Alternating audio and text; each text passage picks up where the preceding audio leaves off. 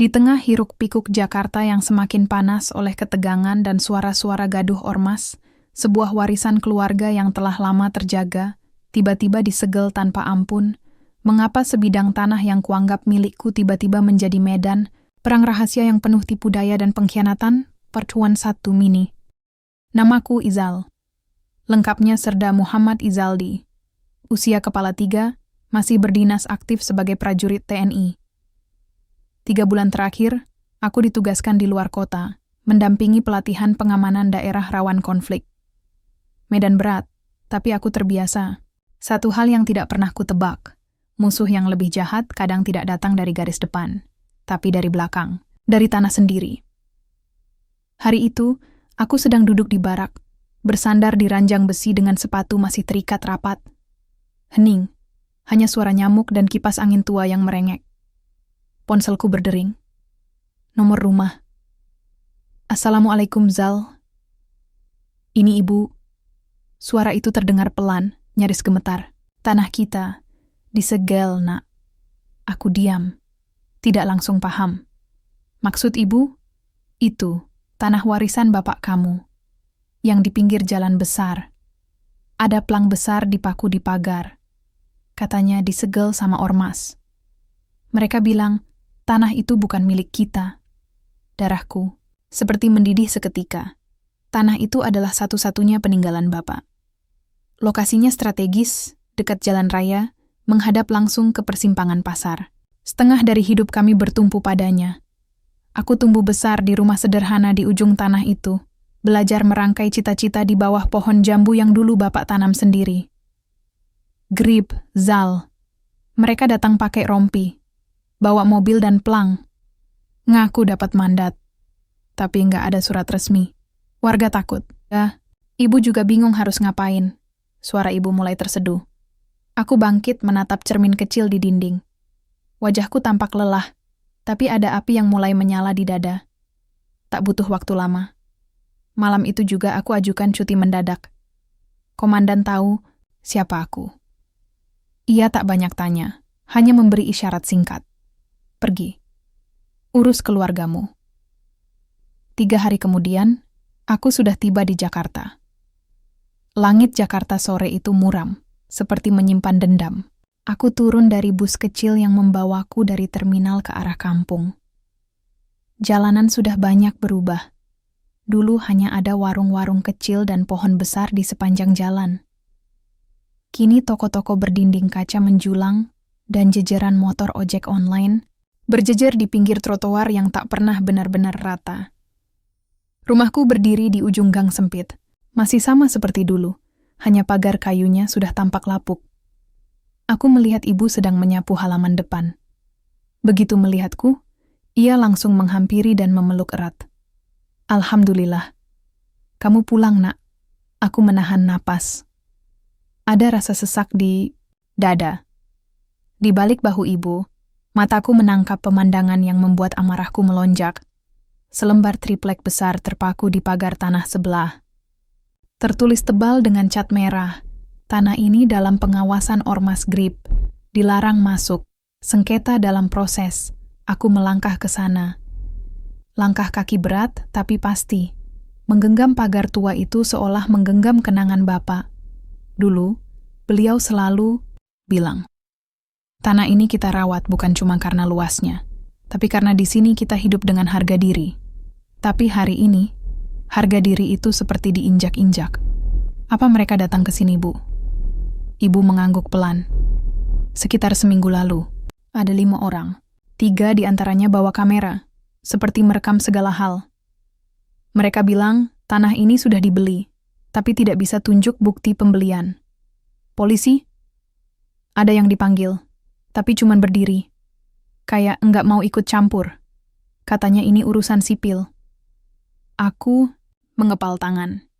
Ingin rasanya langsung mencongkel papan itu dan membuangnya. Tapi aku tahu, semua harus lewat cara yang benar.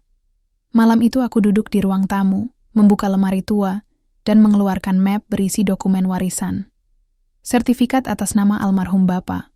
Lengkap dengan tanda tangan notaris dan surat tanah yang diarsipkan sejak bertahun-tahun lalu. Tanah seluas hampir 2.000 meter persegi.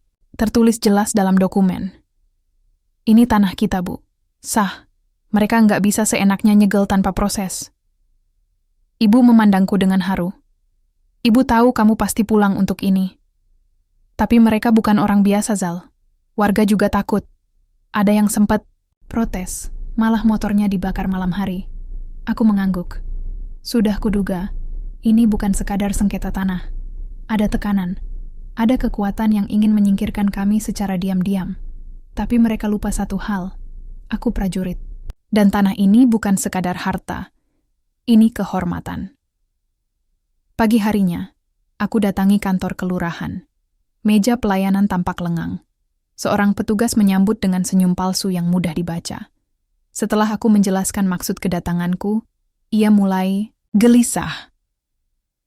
Kalau soal itu, kami sudah terima pemberitahuan dari pihak ormas, tapi tidak ada surat resmi.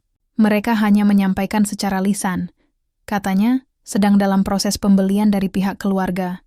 Aku mendengus. Pembelian dari siapa? Kami tidak pernah menjual apapun. Ini sertifikatnya. Petugas itu menatap dokumenku. Matanya bergerak cepat, lalu menghela napas.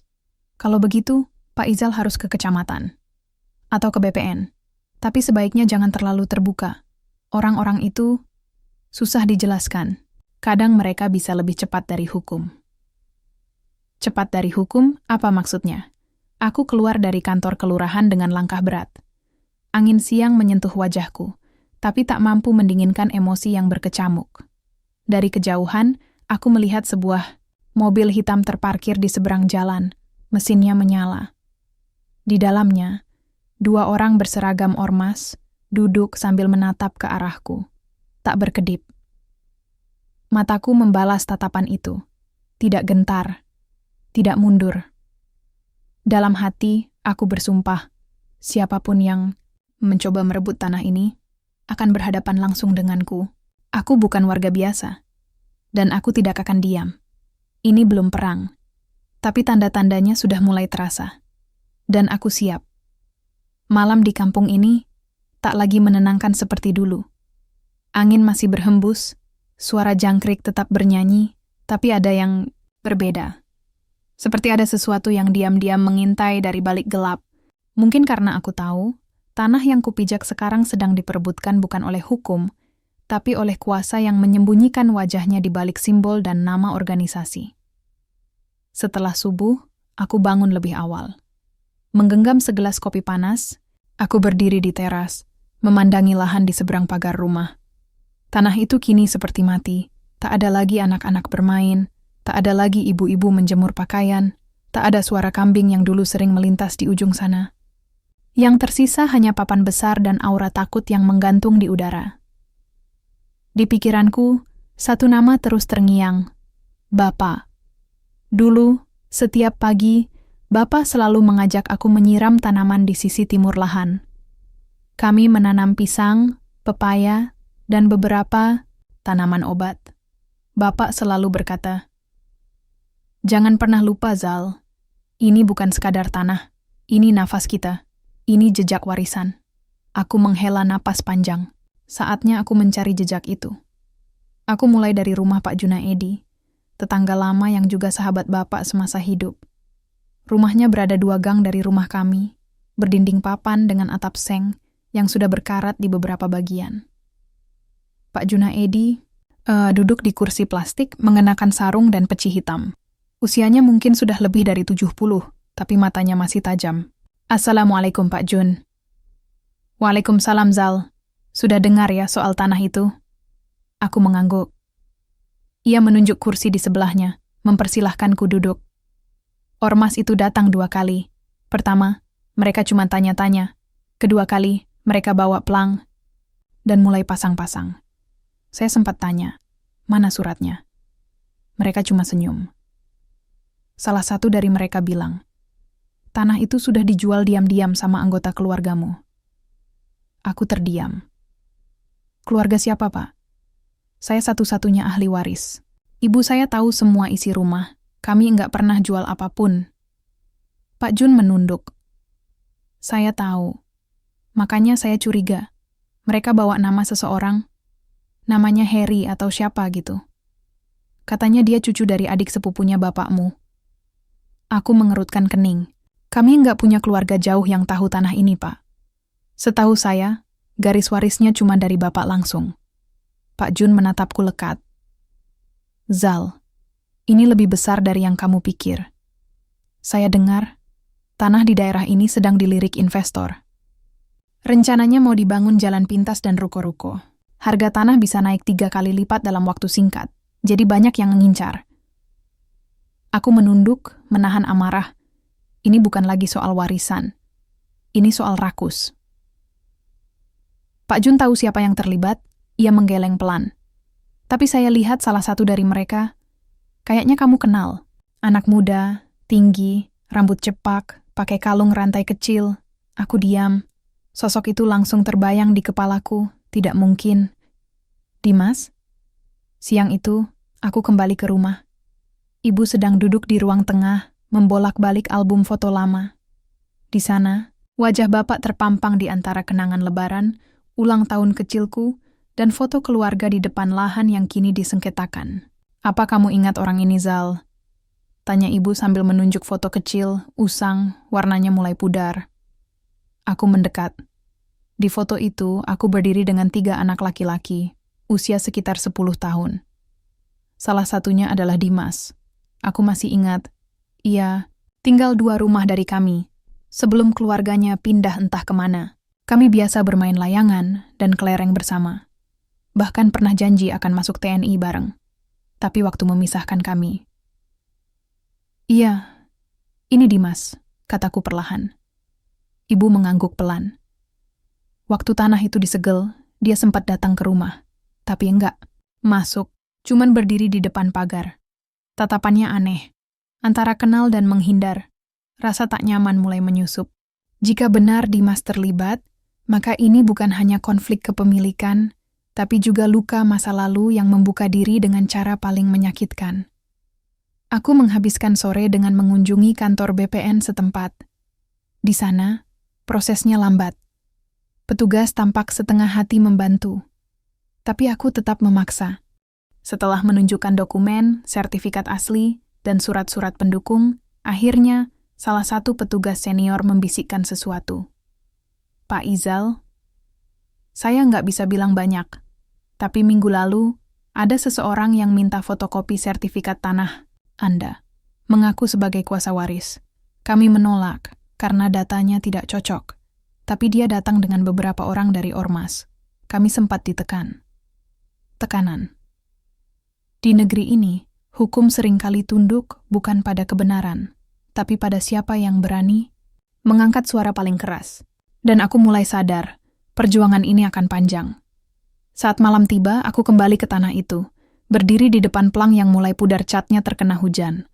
Kuhirup dalam-dalam udara sekitar, aroma tanah basah, debu, dan kenangan. Aku bersumpah di sana aku akan temukan siapa yang mencoba mencuri tanah ini. Aku akan bongkar siapa yang berdiri di balik nama Grip. Aku akan jaga warisan ini, bukan cuma untuk ibu, bukan cuma untuk bapak, tapi untuk setiap orang kecil yang seringkali dikalahkan oleh kuasa dan tipu daya.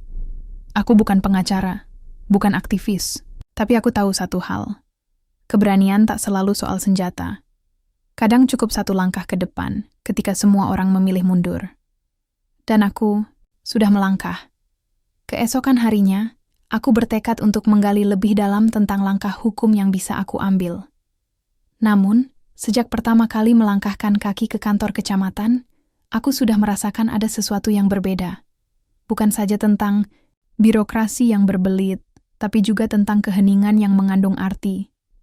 Aku duduk di ruang tunggu yang sempit, dindingnya penuh stiker dan pengumuman yang menguning. Lampu neon berkelap-kelip, suara keran air yang menetes seperti irama pengiring, kesabaran yang mulai terkikis. Saat namaku dipanggil, seorang pegawai muda dengan seragam rapi menyambutku. Ia memperkenalkan diri sebagai Yanto. Pak Izal, saya sudah cek data Bapak, katanya sambil memandang layar komputer. Sertifikat tanah Bapak memang tercatat atas nama keluarga. Tapi, ada laporan dari Ormas Grip yang menyatakan ada klaim lain. Mereka katanya memiliki surat kuasa dari anggota keluarga Bapak. Aku menelan ludah.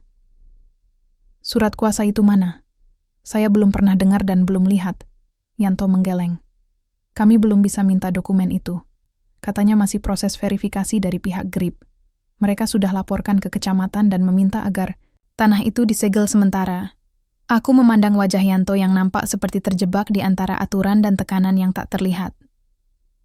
Apa Bapak tahu kenapa mereka bisa langsung diberi izin segel tanpa proses hukum yang jelas? Tanyaku lirih. Yanto terdiam. Kalau masalah itu, Pak, saya juga nggak paham. Kami cuma menjalankan perintah atas. Kadang peraturan bisa dilompati oleh orang-orang yang punya pengaruh. Aku menghela napas panjang. Tembok tak terlihat mulai mengelilingi langkahku. Di luar kantor, suasana tampak biasa. Tapi di dalam, seolah ada kekuatan besar yang membatasi gerak dan keputusan. Aku melanjutkan perjalanan ke kantor Badan Pertanahan Nasional, BPN. Harapanku tinggi, tapi kenyataan menghantam lebih keras. Ruangan itu penuh dengan warga yang antri mengurus dokumen tanah. Wajah-wajah lelah dengan harapan yang sama seperti aku. Mencari keadilan. Setelah mengantri selama hampir 2 jam, aku akhirnya bertemu dengan Pak Hendro, seorang petugas senior yang sudah lama berkecimpung di bidang pertanahan. Kupaparkan semua yang terjadi, lengkap dengan sertifikat asli yang kubawa. Pak Hendro mengangguk, serius. Pak Izal, kasus seperti ini sebenarnya tidak rumit jika dokumen lengkap dan sah. Tapi masalahnya adalah tekanan dari luar. Ormas-ormas seperti GRIP kadang memanfaatkan ketidaktahuan warga dan kekosongan hukum untuk menekan. Apa bisa saya ajukan keberatan resmi? Tanyaku penuh harap. Bisa, tapi prosesnya lama. Dan seringkali dokumen-dokumen keberatan itu tidak dihiraukan, apalagi kalau ormas tersebut punya koneksi. Biasanya, mereka akan mengurusnya dengan cara mereka sendiri. Kadang pakai politik uang, kadang intimidasi. Aku merasakan panas di wajah, bukan karena cuaca Jakarta yang terik, tapi karena frustrasi yang menggunung. Malamnya aku duduk di depan meja makan bersama ibu. Suasana sunyi, hanya suara jangkrik di luar yang menemani. Kupaparkan semua yang aku dapat hari ini. Jadi, yang kita hadapi bukan cuma ormas itu, tapi juga sistem yang membiarkan mereka berbuat sesuka hati, ujarku pelan. Ibu menatapku, matanya basah. Zal, aku tahu kamu kuat. Tapi jangan lupa, kamu juga manusia. Jangan sampai mereka menghancurkanmu dalam perjuangan ini. Aku menggenggam tangan ibu erat. Aku nggak akan menyerah, Bu. Bapak dulu ajarkan, kalau kita punya hak, kita harus pegang itu dengan teguh. Tanah ini bukan cuma harta, tapi harga diri keluarga kita. Ibu tersenyum tipis. Kamu seperti ayahmu. Namun aku tahu, perjuangan ini belum setengah jalan. Tembok-tembok tak terlihat itu mulai menutup ruang gerakku. Pejabat yang bungkam, aparat yang enggan turun tangan, warga yang takut bicara. Semuanya bagian dari pertahanan sistem yang kuat dan rapat. Hari-hari berikutnya, aku mulai mengamati sekitar. Beberapa tetangga yang kukunjungi sebelumnya mulai menghindar saat aku datangi. Ada yang berbisik, "Hati-hati Izal, mereka bukan cuma ormas biasa." Aku menangkap bayangan mobil hitam yang sering parkir di pinggir jalan, selalu dengan 2 pria bertubuh besar mengenakan rompi berlogo GRIP. Tatapan mereka menusuk seperti peringatan. Jangan ikut campur. Aku tahu, aku tengah berdiri di hadapan kekuatan yang lebih dari sekadar sengketa tanah. Ini soal pengaruh, kekuasaan, dan tipu daya yang menutup mata hukum dan nurani. Tapi aku juga tahu satu hal. Prajurit tidak pernah mundur saat kebenaran dipertaruhkan.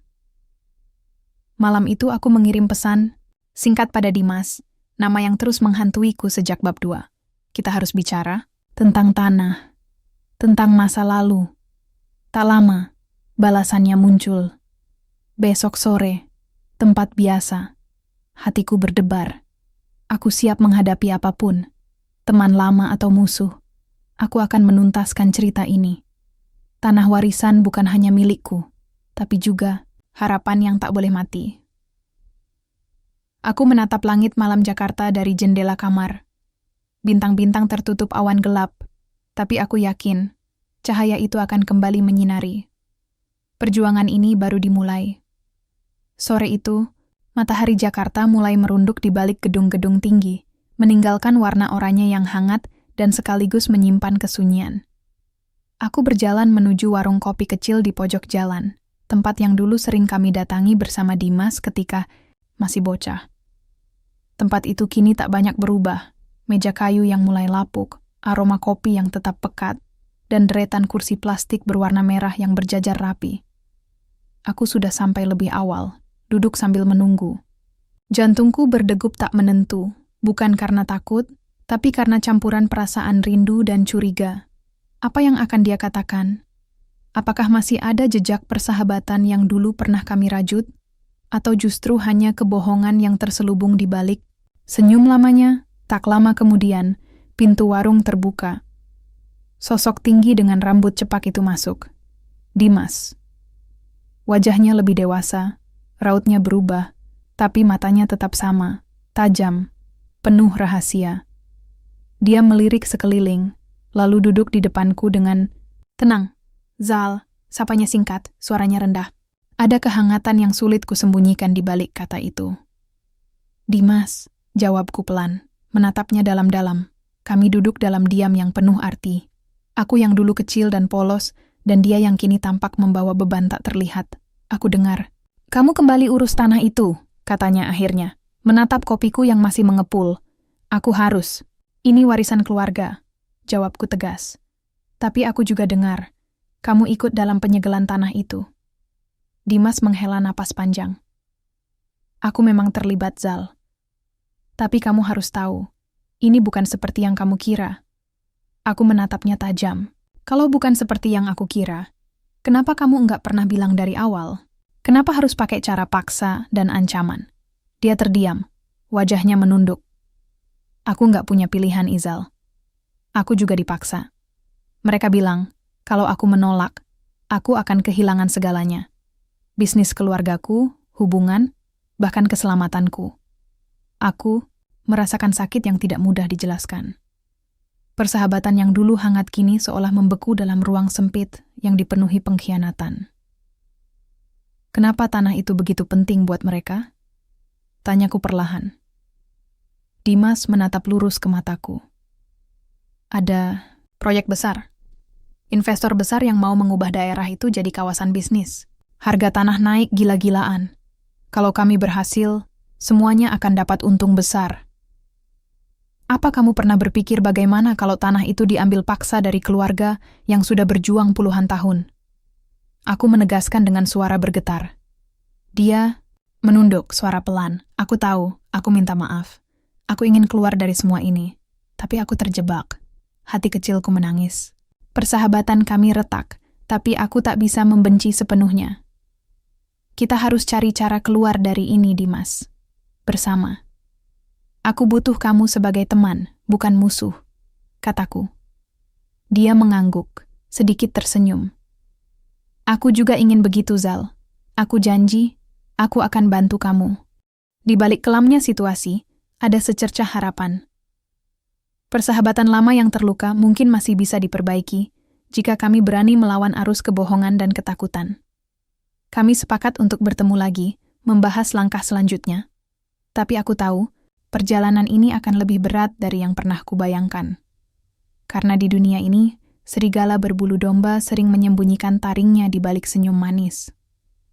Pagi itu, langit Jakarta terlihat kelabu, seolah ikut merasakan beban yang menggelayut di dadaku. Kabar pertemuanku dengan Dimas bergaung di kepala, meninggalkan rasa harap yang bercampur was-was. Aku tahu, mengandalkan teman lama yang kini terjebak dalam pusaran masalah besar bukan perkara mudah. Namun, aku harus mencoba.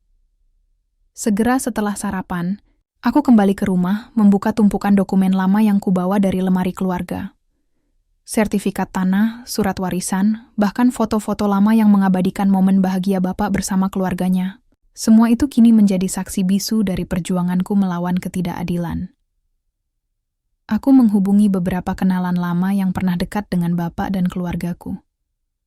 Dari mereka, aku mulai mendapat potongan-potongan informasi yang lebih gelap dari yang aku duga. Ternyata, penyegelan tanah bukan sekadar perkara klaim warisan, tapi sudah menjadi bagian dari permainan besar yang melibatkan pejabat, pengusaha, dan ormas-ormas yang memanfaatkan kekuasaan. Salah satu dari mereka memberiku sebuah nama. Pak Suryo, seorang pengusaha lokal yang dikenal licik dan memiliki hubungan erat dengan beberapa oknum pejabat di kecamatan. Kabarnya, Pak Suryo adalah sosok di balik upaya mengambil alih tanah yang selama ini diwariskan keluarga kami. Aku merasa darahku mendidih. Pengkhianatan bukan hanya datang dari orang yang kukenal, tapi juga dari sistem yang seharusnya melindungi. Dan petang itu, aku dan Dimas bertemu lagi di warung kopi. Wajahnya masih penuh kegelisahan. Aku sudah dengar tentang Pak Suryo, kataku. Dia orang kuat di sini, dan aku yakin dia bukan bekerja sendiri. Dimas mengangguk. Iya, aku pernah dipaksa untuk membantu mereka. Mereka punya cara licik untuk menekan siapapun yang melawan. Kami mulai menyusun rencana. Jika ingin memenangkan pertarungan ini, aku harus mengumpulkan bukti-bukti kuat, membuka mata publik, dan memanfaatkan jaringan yang aku miliki sebagai anggota TNI. Namun aku juga sadar, semakin dalam aku menyelidiki, semakin besar risiko yang harus kuhadapi. Ancaman bukan hanya dari luar, tapi juga dari dalam. Orang-orang yang dulu kupercayai, kini mungkin menjadi musuh. Malamnya, aku mendapat pesan anonim. Berhenti sekarang, atau nyawamu taruhannya. Jantungku berdegup kencang, tapi aku tidak akan mundur.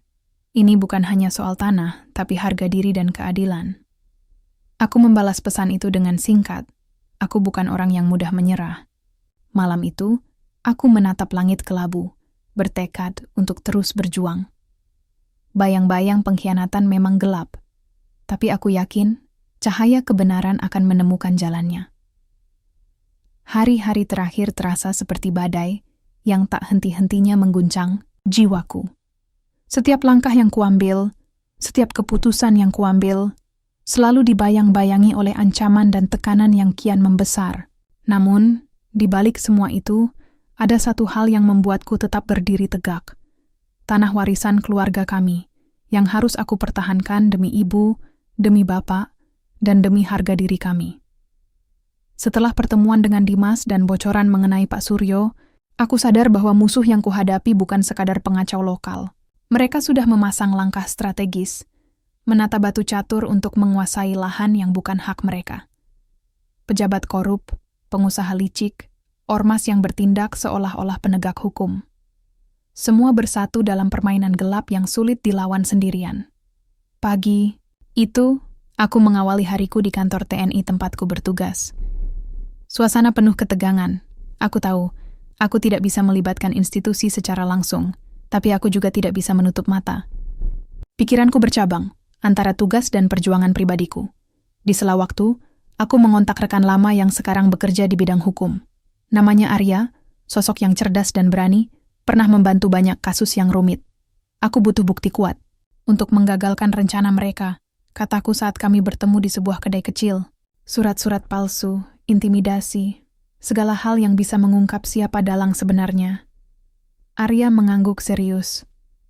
Aku siap membantu, tapi kamu harus berhati-hati, Izal. Mereka bermain kotor. Jangan sampai kita jadi korban. Aku mengangguk. Aku tahu risikonya.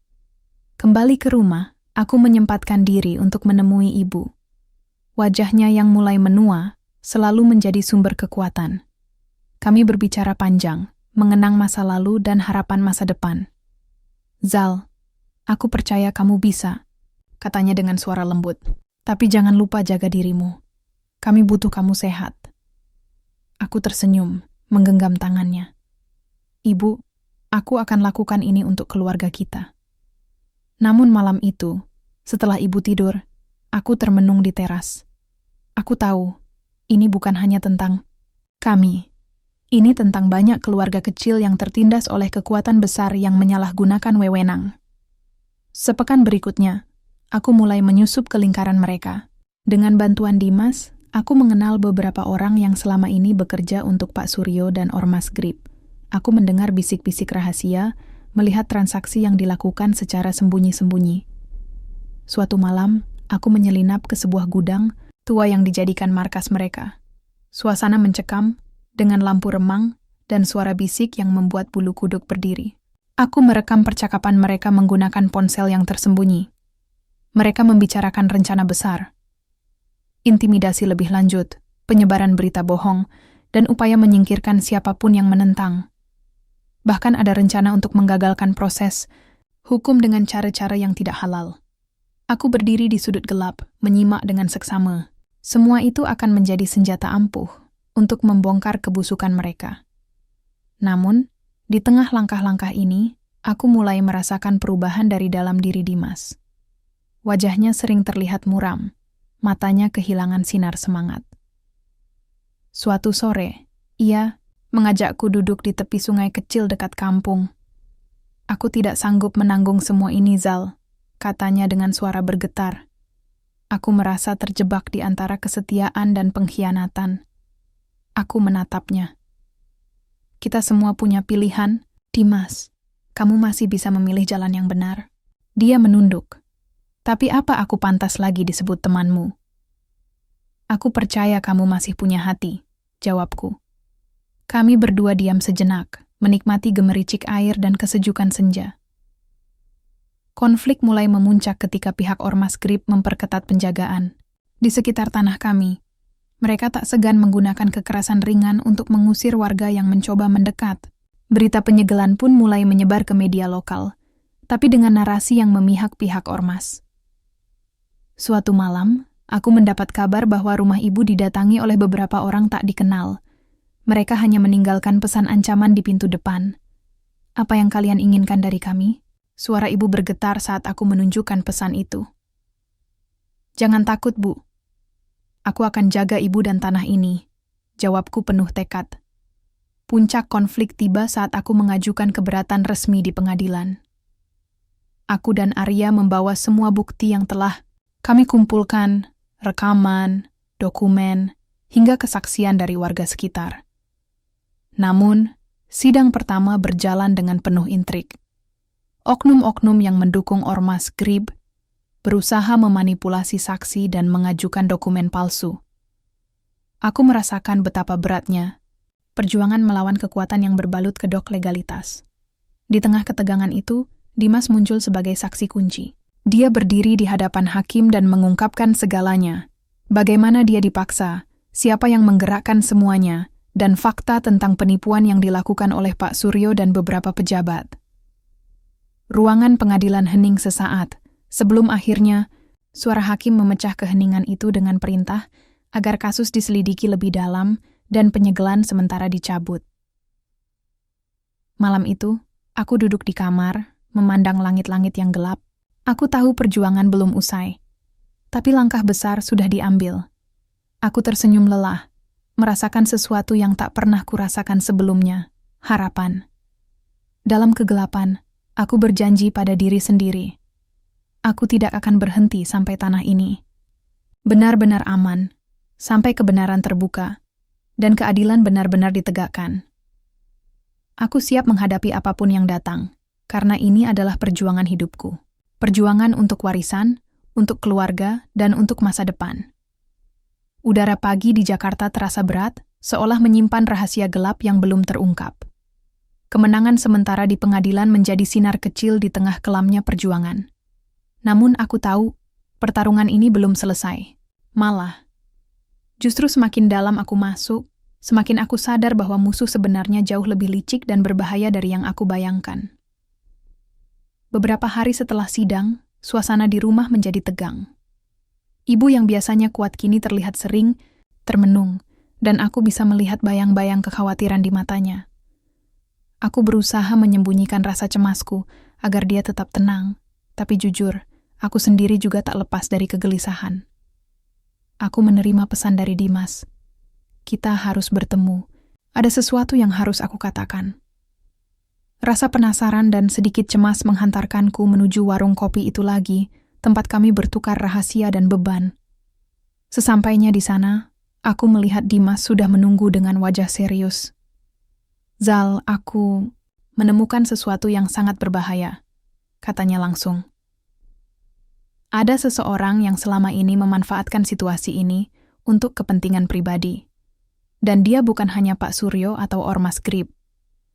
Ada orang lain, lebih tinggi, yang menarik tali dari balik layar. Aku menatapnya dalam-dalam. Siapa dia? Aku membuka file itu dengan tangan gemetar. Semua yang aku duga kini terbukti dalam dokumen yang lengkap dan terperinci. Ada nama-nama yang selama ini dianggap bersih, ternyata terlibat dalam persekongkolan besar-besaran. Namun, mengetahui itu tidak membuat aku merasa lebih aman. Sebaliknya, aku semakin sadar bahwa musuhku bukan hanya di luar, tapi juga tersembunyi di balik topeng-topeng kepercayaan. Keesokan harinya, aku mengontak Arya dan Dimas untuk menyusun strategi. Kami harus berhati-hati agar bukti ini bisa sampai ke publik tanpa memberi kesempatan bagi musuh untuk membungkam kami. Kami juga mempersiapkan langkah hukum yang lebih kuat, termasuk melibatkan lembaga pengawas independen dan media yang bisa dipercaya. Namun, ancaman dan intimidasi semakin menjadi-jadi. Mobilku pernah disusupi, rumahku beberapa kali dicurigai ada pengintaian. Bahkan Dimas menerima surat kaleng yang membuatnya semakin ketakutan. Suatu malam, aku mendapati rumah ibu kembali diserang. Kali ini lebih brutal. Pintu depan terbuka paksa, dan ada bekas kekerasan di dinding dan lantai. Ibu yang ketakutan segera kubawa ke rumah sakit untuk pemeriksaan. Aku berdiri di lorong rumah sakit, menunggu dengan jantung berdebar. Ketika dokter keluar, aku langsung menanyakan kondisi ibu. Dia mengalami trauma fisik dan psikologis, tapi kondisinya stabil. Jawab dokter. Namun dia harus banyak istirahat dan mendapat pendampingan psikologis. Aku menunduk, menahan air mata. Ini bukan lagi soal pertarungan hukum, tapi soal nyawa dan keselamatan orang yang kucintai. Di tengah situasi yang semakin mencekam, Mira dan aku memutuskan untuk menggelar konferensi pers rahasia. Kami mengundang beberapa media independen dan aktivis masyarakat. Di ruang gelap penuh lampu kamera itu, aku berdiri dengan dada berdebar, menyampaikan fakta-fakta yang kami ungkap selama ini. Apa yang saya sampaikan adalah kebenaran yang kami kumpulkan dengan risiko besar. Kataku dengan suara yang tegas. Kami menuntut keadilan dan transparansi. Tidak ada lagi ruang untuk korupsi dan kekerasan yang merusak masa depan bangsa.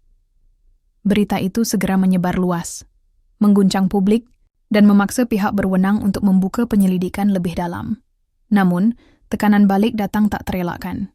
Pihak yang merasa terancam mulai melakukan kampanye hitam, menyebar fitnah, dan mencoba mendiskreditkan kami.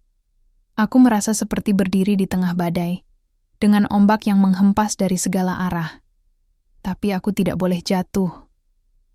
Suatu malam yang dingin, aku menerima telepon dari Dimas. Zal, aku harus bicara. Ini tentang apa yang sebenarnya terjadi antara aku dan kamu, katanya dengan suara penuh beban. Aku mengajak dia bertemu di taman kota yang sepi.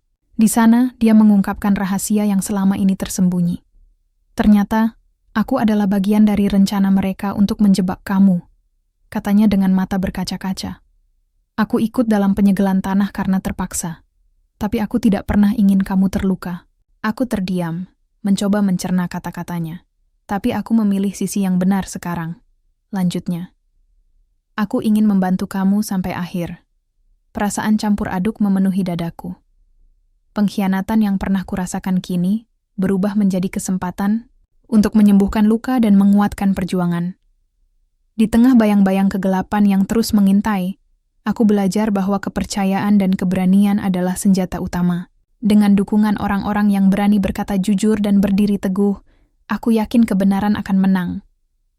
Aku memandang langit malam, berharap fajar baru segera datang, karena di balik gelapnya malam, selalu ada cahaya yang menanti untuk menyinari. Bab 8 selesai.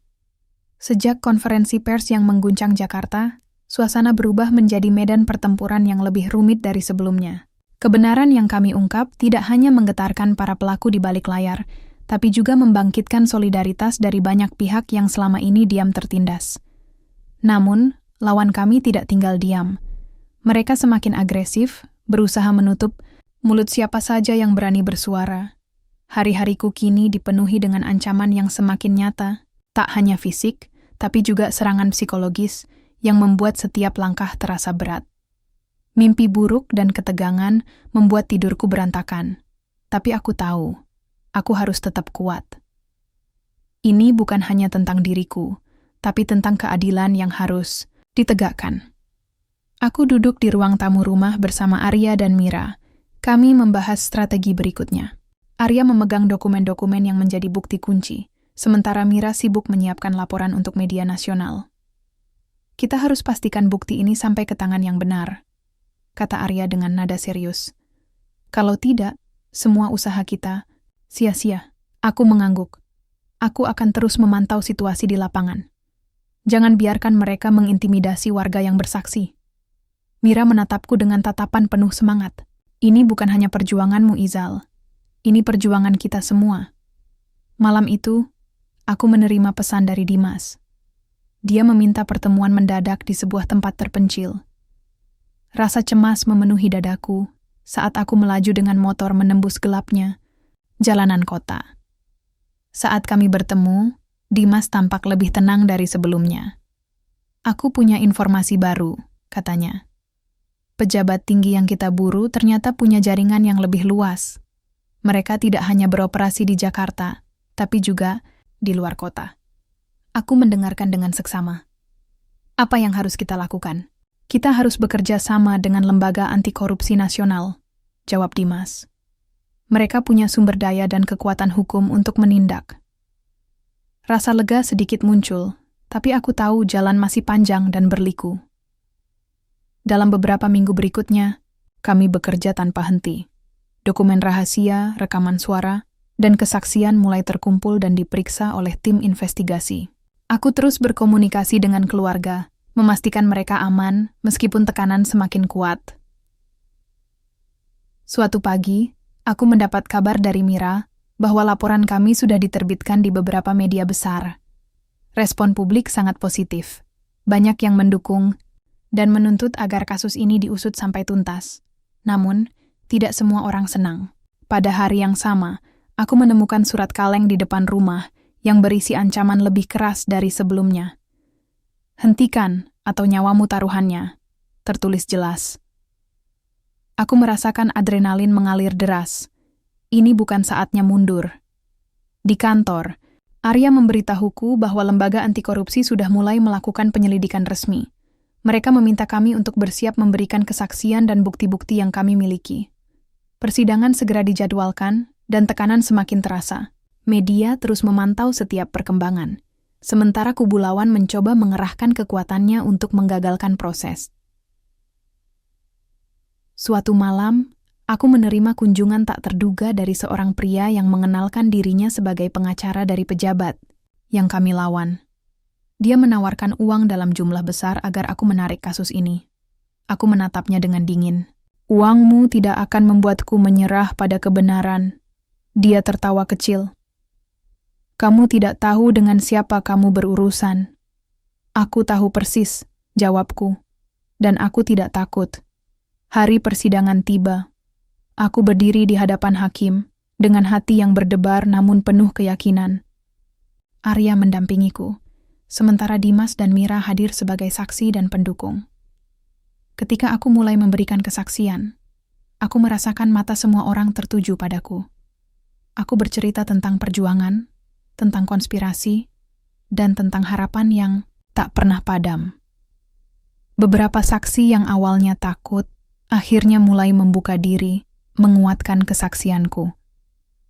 Bukti-bukti yang kami kumpulkan membuktikan bahwa korupsi dan penyalahgunaan kekuasaan telah terjadi. Namun, tidak mudah. Pihak lawan mengajukan argumen dan bukti palsu, mencoba menggoyahkan kredibilitas kami. Aku merasakan tekanan yang luar biasa, tapi aku menahan diri, tetap fokus pada kebenaran. Di luar ruang sidang, dukungan dari masyarakat terus mengalir. Aksi solidaritas dan kampanye anti korupsi menjadi sorotan media. Suara rakyat mulai bergema, menuntut keadilan ditegakkan. Hari demi hari, proses hukum berjalan dengan dinamika yang penuh drama.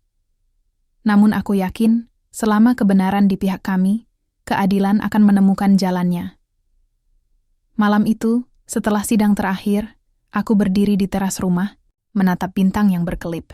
Semua luka, ancaman, dan perjuangan terasa sepadan. Aku tahu, ini bukan akhir, tapi awal dari perubahan yang lebih besar. Aku tersenyum lelah, tapi penuh harapan. Ini untuk keluarga, untuk tanah, dan untuk masa depan yang lebih baik, bisikku, pada diri sendiri. Dengan penuh kemenangan dan keadilan, aku memandang masa depan. Luka dan perjuangan membentukku, tapi semangat tak pernah padam. Kini, aku berdiri tegak untuk keluarga, tanah, dan kebenaran sejati.